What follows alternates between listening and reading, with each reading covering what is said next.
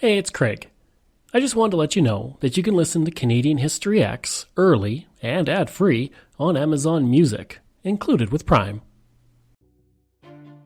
Robin Williams said that Canada is a loft apartment over a great party, and that may be true. We can tend to be a quiet bunch, especially compared with our neighbors to the south who aren't afraid to belt out loud music, punctuated by fireworks to celebrate their history, culture, or really anything else. But Canadians can get rowdy and party. And no, I'm not talking about the 2010 Winter Olympics in Vancouver, although that was a pretty good party. This party took place in 1967, and in the words of author Tom Hawthorne, it was the year Canadians lost their minds and found their country. I'm Craig Baird, this is Canadian History X, and today I am sharing the story behind one of the biggest parties in our history, one that had our downstairs neighbors hitting the broom on the ceiling as we celebrated 100 years. This is the Canadian Centennial. December 31st, 1966, 11:59 p.m. Bozeman, Manitoba. Reverend Jim Lillies pulled out a piece of paper and read a poem of his own creation. The time has come to destroy our friends, who have held up their ends through the years. Then, with the flick of a match, 33 outhouses went up in flames. The village, located 500 kilometers north of Winnipeg, had just opened its new sewage treatment plant and hooked up every home to it. The days of the outhouse had come to an end. To thank them for their years of service, the community gave their biffies a parade before torching them. It was the bonfire of the lavatories, or the Biffy Burn, but it was not the only lighting that took place in Canada on that day. While Bozeman watched their outhouses burn, about 2,000 kilometers southeast, a man in a top hat held a torch and put it to venting gas. In a flash, a flame erupted, and the gathered crowd cheered. The man was Prime Minister Lester B. Pearson, and he had just kicked off the centennial celebrations of Canada. But before we celebrate Canada's centennial year, let's go back a few years to when it was just a twinkle in the eye of the man they called Deef the Chief. In 1963, John Diefenbaker was 6 years into being Prime Minister. In that time, he had completely altered Canada. He appointed the first female federal cabinet minister in Ellen Fairclough, gave the vote to the Indigenous peoples, and created the Bill of Rights. All in all, not a bad bit of success for a prime minister. But there was one more thing he wanted to do. He wanted to give Canada one heck of a birthday party, and that date was quickly approaching. At the time, work had already begun on Montreal's Expo 67, which was the biggest celebration of the centennial year, and I recommend listening to my 2023 episode about it because I'll only be glossing over it in this episode.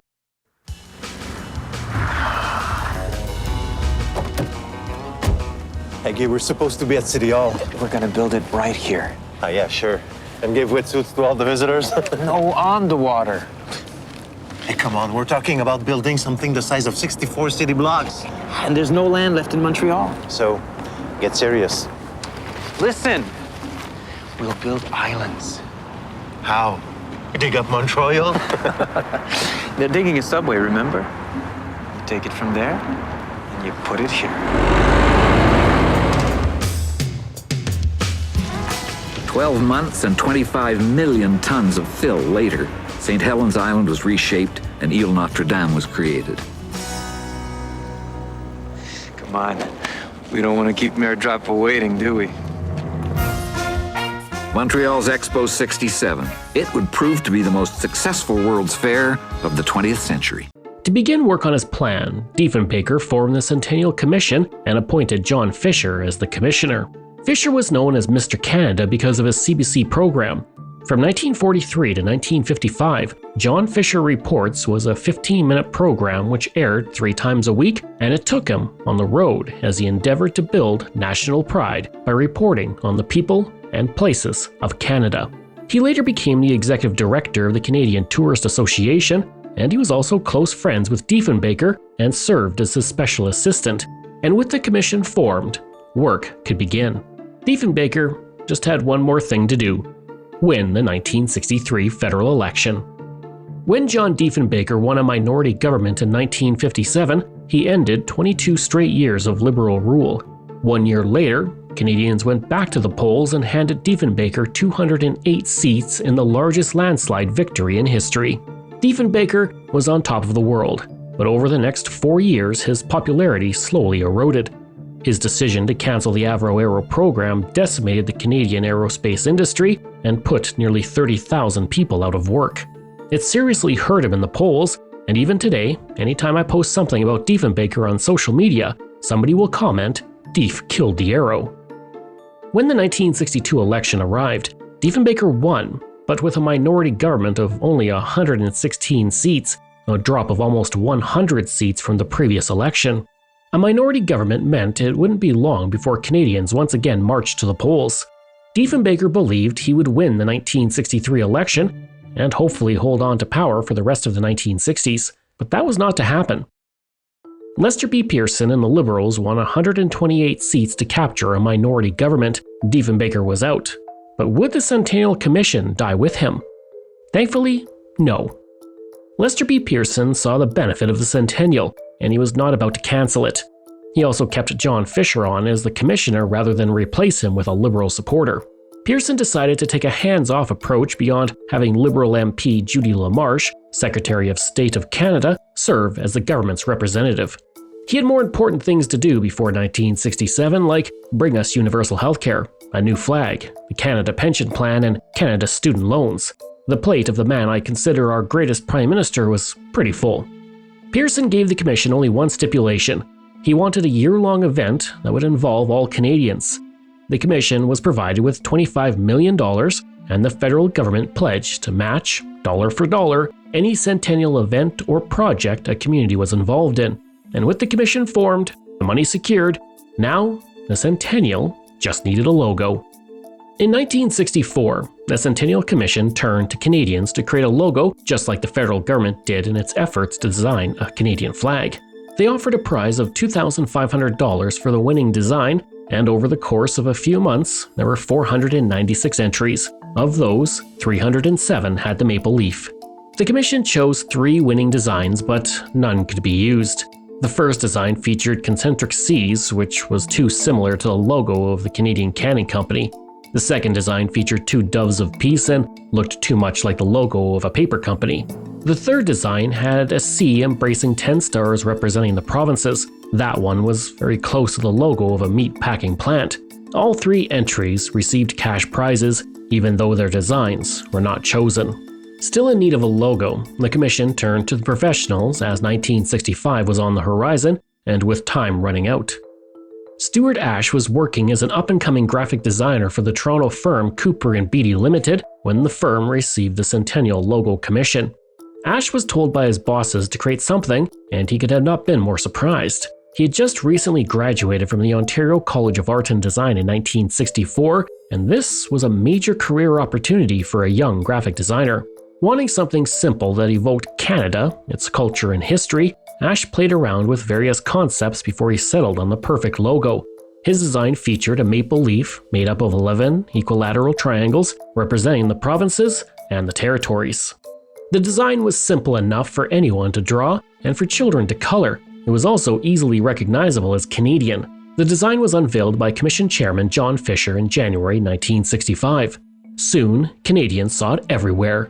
Over the next 2 years, the Commission produced 225,000 table flags, 1,400 giant banners, 30,000 posters, 96,000 stick-on emblems, 4.5 million lapel pins, 700,000 small flags, and 85,000 full-size flags featuring the Centennial symbol designed by Ashe.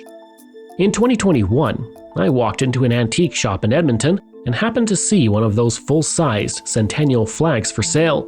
I bought it immediately, and it hangs in front of my desk as I write this episode.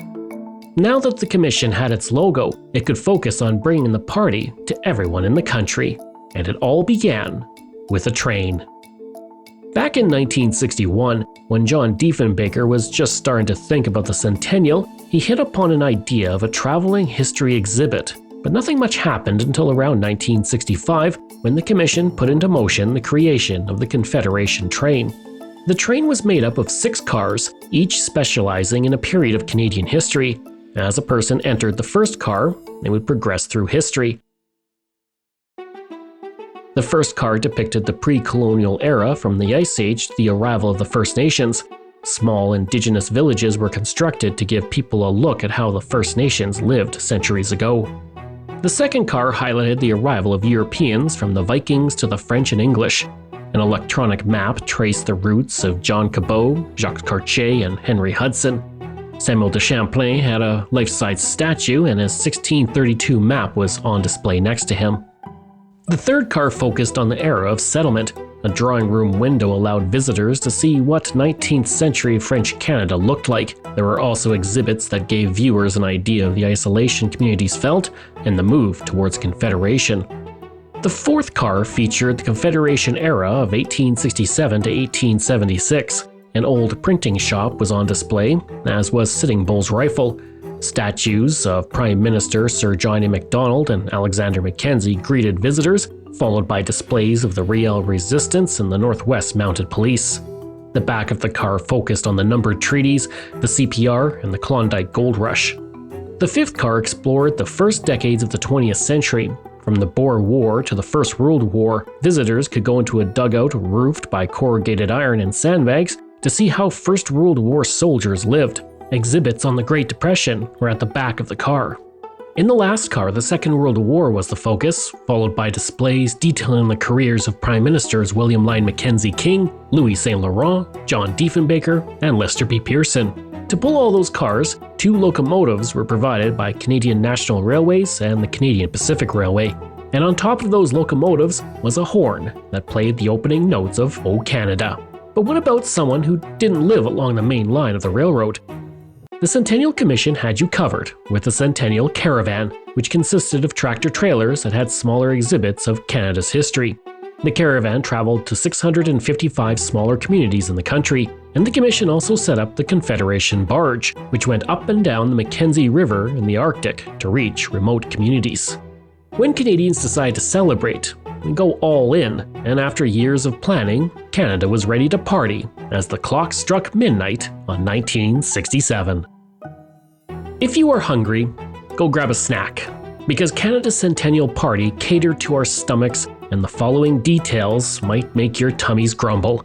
To kick off 1967, the Centennial Commission released the Centennial Menu, featuring a collection of dishes from across the country to be made at events throughout the year.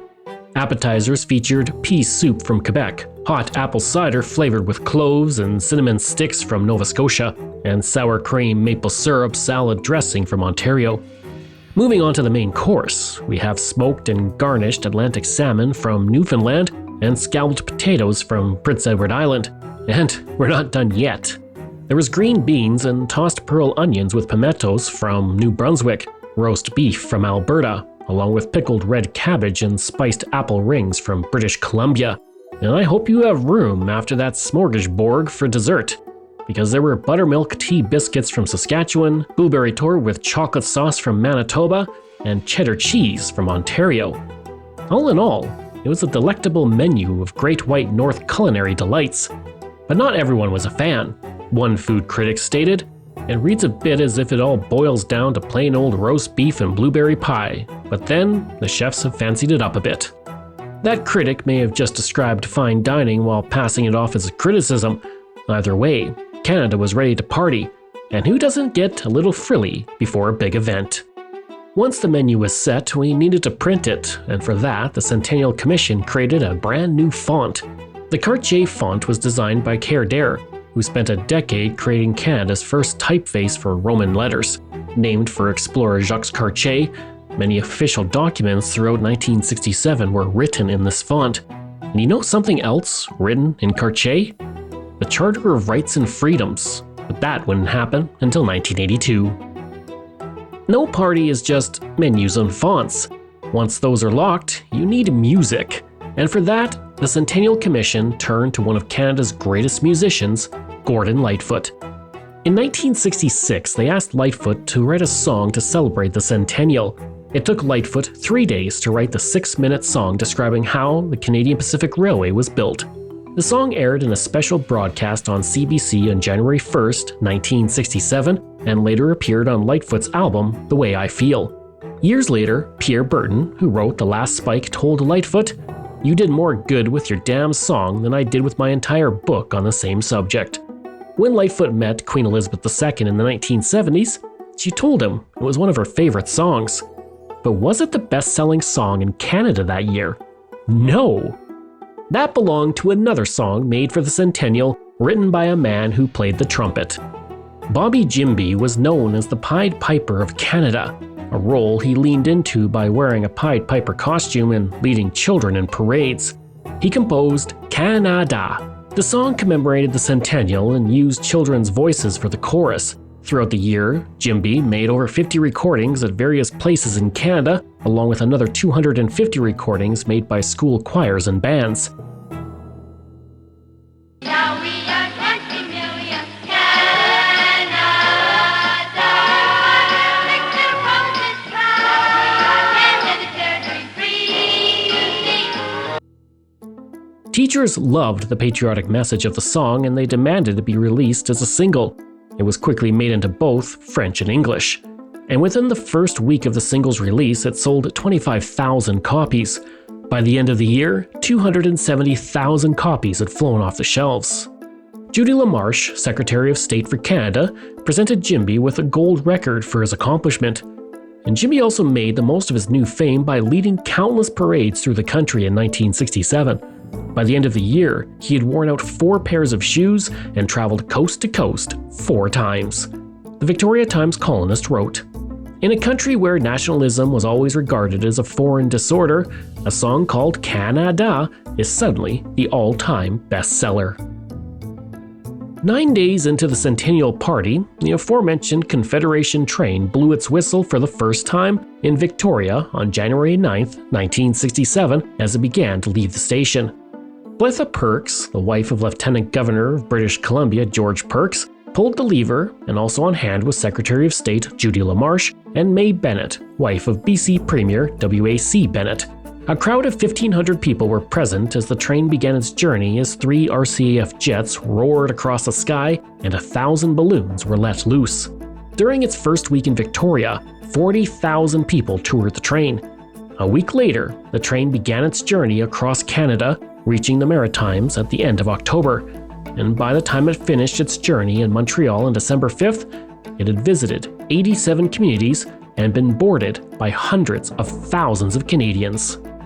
So far, I've talked about big events, big names, and big trains. But you might be wondering about regular Canadians. What were they doing to celebrate the Centennial? As it turned out, everything you can think of. Hank Gallant, a 24-year-old man living in British Columbia, had spent the previous few years working in mines, learning to weld and operate heavy equipment. And as the Centennial year began, he decided he wanted to do something to celebrate it. And he chose a relatively easy task. He was going to walk across Canada. He told his friends about his plan and they told him he wouldn't finish it. When he asked for local business support, they didn't take him seriously. Eventually, Hank stopped telling people about his plan. On February 6, 1967, Hank dipped his toe in the Pacific Ocean, turned east, and put one foot in front of the other, chasing sunrises day after day. In a backpack, he had some food, supplies, and clothes. He strapped a Gibson guitar to his back and covered it with a flap of canvas, where he wrote a sign that stated, "Victoria to Bonavista, Centennial 67 Walker, no rides please." Throughout BC, Hank Gallant found the kindness of strangers was front and center. When he pulled a ligament in his leg, a rancher treated it. In the Kootenay region near Creston, a couple gave him a home-cooked spaghetti dinner. When he reached the outskirts of Cranbrook, 40 people welcomed him. And on March 9th, he crossed into Alberta, having endured constant snow since Cranbrook. It was far from an easy walk, but Hank refused to give up. He swore he would complete the journey or die trying. And to keep his mind occupied, he wrote songs in his head as he walked. By early April, he reached Moose Jaw, Saskatchewan, and newspapers were starting to take notice of his journey. In Oak Lake, Manitoba, the principal of the local school canceled all classes so students could greet him as he walked. On May 1st, Hank arrived in Winnipeg and endured his 9th blizzard since leaving Vancouver. He said to the Winnipeg Free Press, "I can't offer any Centennial project $1,000. "This is what I have to offer as an individual Centennial project. It proves to the outside world that Canadians themselves are doing something about Centennial, not only governments with their libraries and statues." After a few days working in a meatpacking plant in Winnipeg to put some cash in his wallet, he set back out towards the East Coast. As he made his way through northern Ontario along Lake Superior, drivers would go to the next town and buy him a meal at a restaurant to enjoy upon his arrival. When he stepped foot in Montreal, he was given a special tour of the Expo 67 grounds. In late September, he reached New Brunswick, took a ferry to Prince Edward Island, then back to Nova Scotia.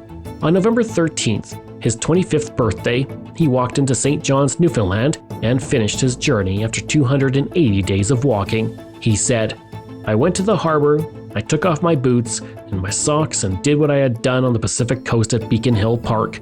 I dipped my toe in the Atlantic." Hank wasn't the only person inspired to take a journey across the country, though. Philip Mohn walked from Halifax to Vancouver with his German Shepherd Bruno. That journey took him 131 days. Stan Guinard took his family in a 1915 Model T from North Bay, Ontario to Montreal, a distance of 550 kilometers. Kurt Johnson, a 24-year-old gold mine surveyor from Timmins, decided 1967 was the best year to see the country. On June 20th in Vancouver, with a scroll that brought greetings from Timmins City Council and 1,000 business cards to thank drivers for rides, he stuck out his thumb and got ready to hitchhike across the country. Did I mention he wore a top hat, claw hammer, jacket with twin tails, bow tie, and boot spats? The first person to pick him up, a truck driver, told him to lose the circus costume and dress like a normal person. After that, he put his 1867 accurate clothes into an army bag and changed into some modern clothes. He got his scroll signed by the mayors of all the major cities from Vancouver to St. John's, as well as Prime Minister Lester B. Pearson and Newfoundland Premier Joey Smallwood. After 7,281 kilometers of hitchhiking, he turned his scroll over to the mayor of Timmins, Ontario. Mission accomplished. Another unique Centennial activity included one individual flying to the North Pole to plant a Centennial flag there. There was also a barge on the Mackenzie River bringing the Ferris wheel to the Northwest Territories for the first time, and the community of Gravelbourg, Saskatchewan, conducting a 200-kilometer Centennial wagon train journey along the old mountain trail. And on the newly named Centennial Range, which separates Alaska from the Yukon, 255 members of the Alpine Club of Canada spent their summer climbing all 13 peaks. Various companies in Canada also attempted to jump on a Centennial bandwagon in the hopes of securing some business. Peterborough Guns Limited sold the Canadian Centennial gun, while the John Inglis Company marketed special edition centenary washers, dryers, and dishwashers.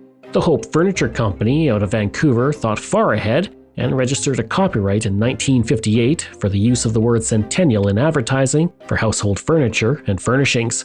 But some companies weren't on board. The Brunswick of Canada Limited had been using the word Centennial since 1943, when the company celebrated 100 years of business. The company chose not to copyright the use of the Centennial, stating that it was not in the spirit of Canada. And while companies were trying to make a buck and people were taking epic journeys, a group of canoers began the greatest race in history. On May 24, 1967, 10 teams of canoers representing 8 provinces and 2 territories set off on the North Saskatchewan River from Rocky Mountain House, Alberta, in the foothills of the Rockies. It was an epic race, retracing the steps of the voyageur fur traders from 2 centuries earlier. The Centennial Voyageur Canoe Pageant was a test of endurance across 5,283 kilometers of Canada. Paddlers not only had to navigate Canada's rivers from Alberta to Quebec, but they dealt with heat, storms, mosquitoes, and grueling portages. On August 29th, they arrived in Ottawa and were greeted by the Federal Agricultural Minister, Joe Green, who said, "After seeing so many of these flabby fellows around Parliament Hill, it's good to see there are still some rugged Canadians around." On September 4th, the canoers reached Montreal, where Manitoba finished first with a recorded time of 507 hours, 21 minutes, and 21 seconds. They were awarded $1,500 each. British Columbia's team took second in the race, and each paddler took home $500. In 2010, the Manitoba crew, most of whom were from the tiny northern community of Flin Flon, were inducted into Manitoba's Sports Hall of Fame. And if you want to learn more about this epic race, I encourage you to listen to my episode from 2023. During the Centennial year, you didn't have to paddle in a grueling race to win an award, because the government was giving them out left and right. There were two main awards issued during 1967. The first was the Centennial Medal, given to those who made a contribution to Canada during their lives. Graphic designer Bruce Beattie was responsible for the design of the circular silver medal on a white and red ribbon. A total of 29,500 medals were issued, with 30% going to members of Canada's armed forces. But there was another medal, also designed by Beattie, that became much more famous. For decades, the highest honor for a Canadian was a knighthood. That stopped during the First World War before it was briefly revived in the early 1930s. With the centennial approaching, Lester B. Pearson wanted to create an award that celebrated the accomplishments of Canadians. Thus, the Order of Canada was born. The snowflake pattern on the medal was suggested by diplomat John G. H. Halstead, and the medal also features a Latin motto of Desiderantis Meliorem Patriam, meaning they desire a better country. The first Order of Canada was awarded to Governor General Roland Michener on July 1, 1967. 6 days later, another group of Canadians received the honor, including former Prime Minister Louis Saint Laurent, novelist Gabriel Roy, painter Alex Colville, and hockey icon Maurice Richard. The Order of Canada still exists and features 3 levels of awards: companion, officer, and member. The Order ranks third in civilian honors in Canada after the Cross of Valour and the Order of Merit. To date, 8,375 people have been inducted into the Order of Canada, including the man who designed it, Bruce Beattie.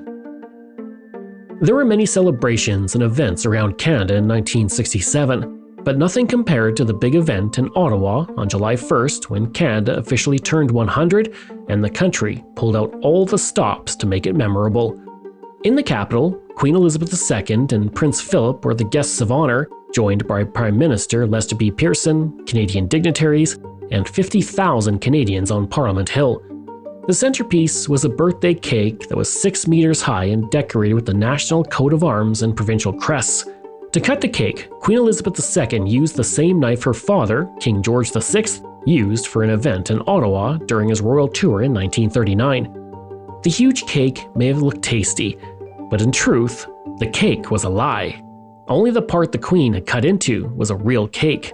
The rest was made of plywood and styrofoam, covered with 320 kilograms of icing sugar, but guests didn't go home empty-handed. They were all served cupcakes.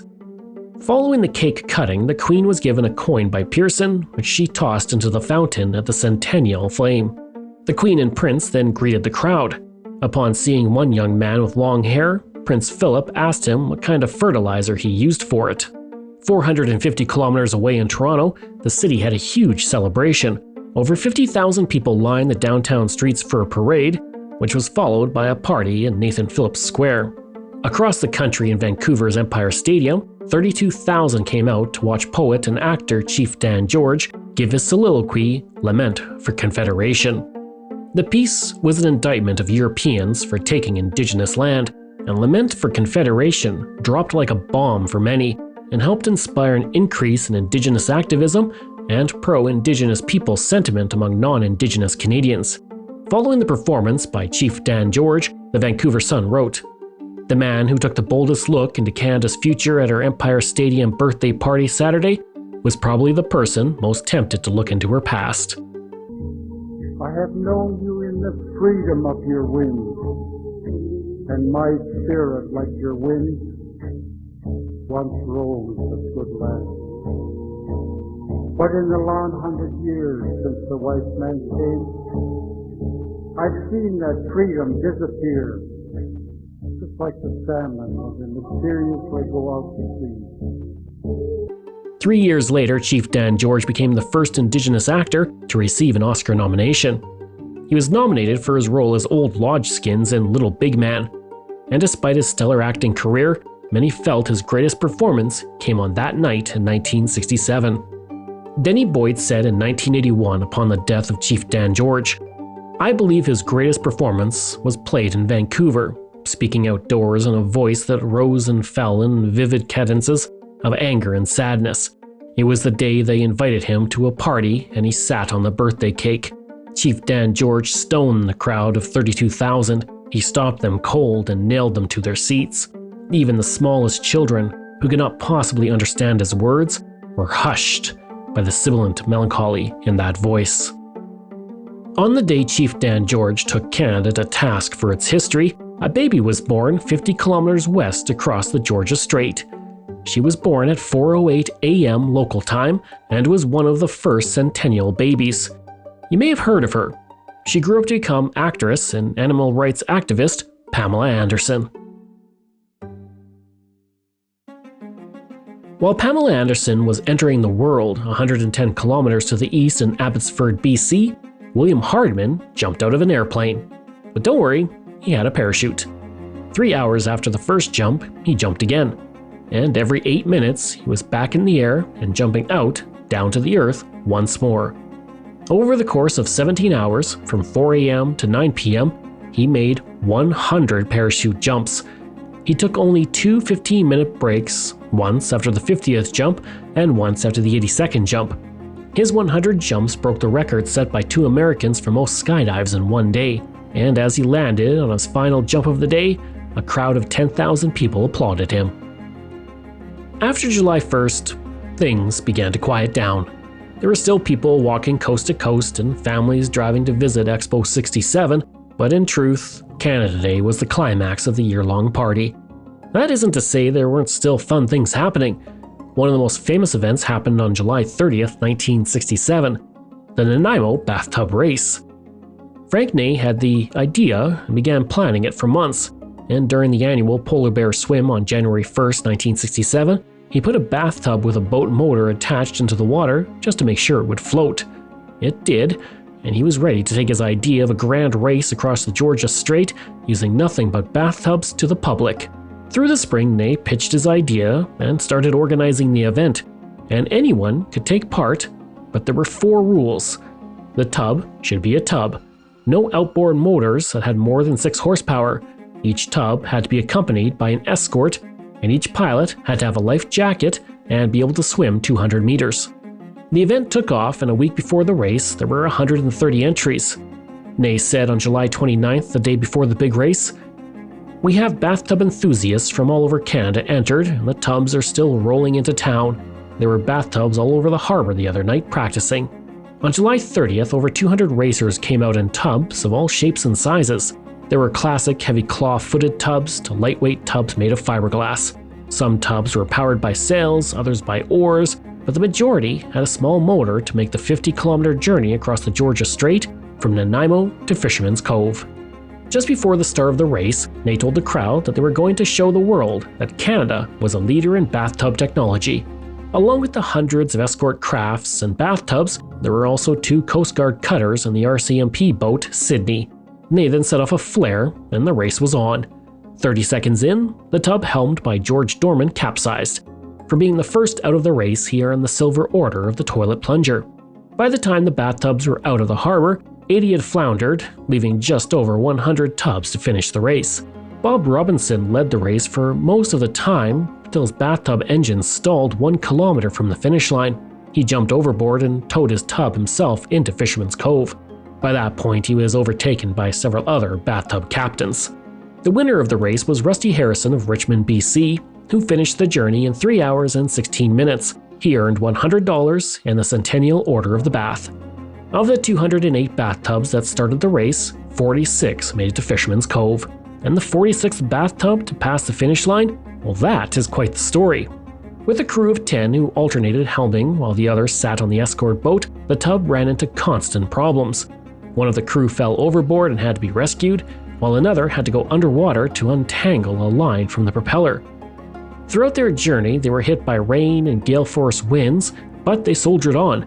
The team arrived at the finish line 30 hours after they set out. As for that bathtub race, it was such a huge success that it is now held each year in Nanaimo and is put on by the Loyal Nanaimo Bathtub Society. Across Canada, various other events took place that have continued to exist to this day. Toronto hosted its first Caribana Festival in 1967. Now known as the Toronto Caribbean Festival, it celebrates Caribbean culture and traditions.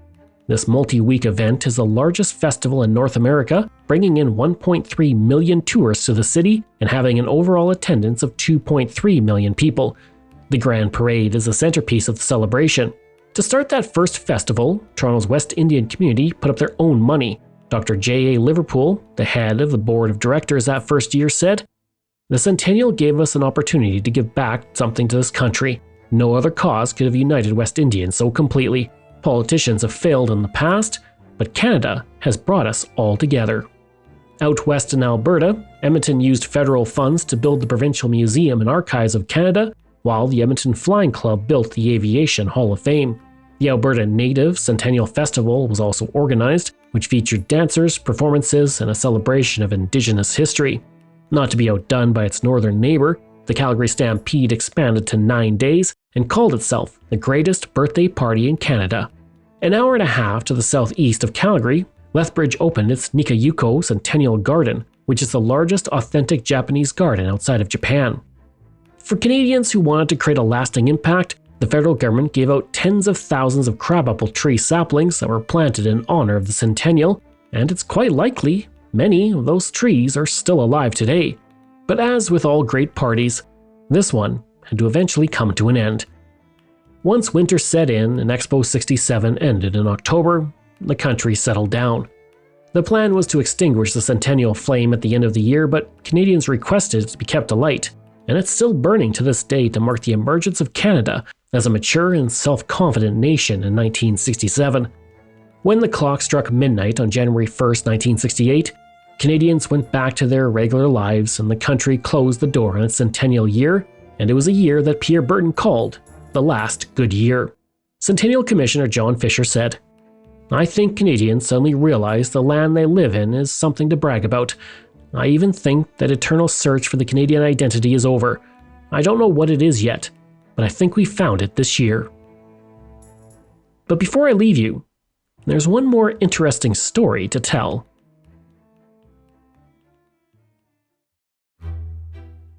Remember at the beginning of the episode when I mentioned that the federal government matched dollar for dollar any community centennial project? Well, across Canada, 860 communities took the government up on its offer and used funds to improve something or build a structure for residents. In my hometown of Stony, Alberta, for example, a hockey arena was built. $90 million was spent on centennial projects from coast to coast, but there was one that was truly out of this world. In St. Paul, Alberta, about an hour and a half northeast of Edmonton, the town created a project that would welcome visitors from across Canada, the world, and even outer space. St. Paul built a UFO landing pad.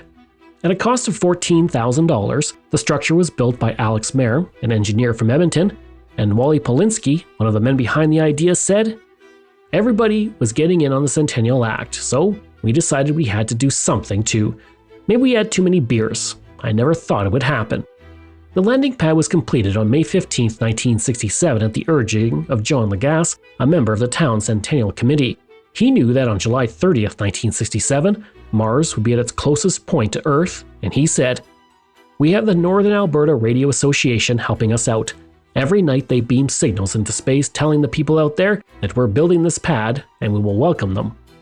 And that UFO landing pad is still there, and while no extraterrestrials have stood on the landing pad that we know of, millions of Canadians have, including myself. This show is researched, produced, and written by me, Craig Baird, with the help of Dila Velasquez. Audio production and design by Rosalind Kufor. If this is your first time listening and you like what you heard, please take a moment and give us a 5-star review to help other people find these amazing stories. And there are so many for you to sink your teeth into. If you enjoy this podcast, then please check out my other podcasts, From John to Justin, Canada, A Yearly Journey, Pucks and Cups, and Canada's Great War. We love hearing from you, so if you have a show topic you want me to cover, email me at craig@canadaehx.com, or stop by my website and social media. I'll include all of those in my show notes. Until next time, I'm Craig Baird, and this is Canadian History X.